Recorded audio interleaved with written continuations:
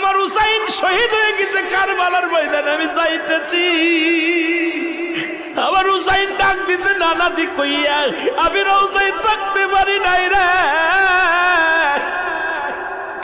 আমি হুসাইনের দেখার জন্য নবীজি রওজা থেকে উঠা গেছি।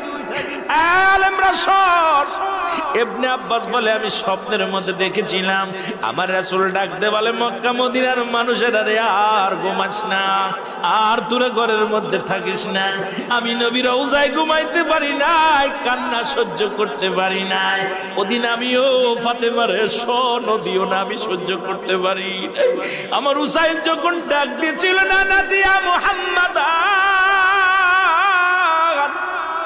ইয়া মুহাম্মাদান কই যেদিন ডাক দিয়েছিল রে, সেদিন আমি নবী রওজা থেকে পাগলের মতো উঠে কারবালা পর্যন্ত চলে গিয়েছিলাম।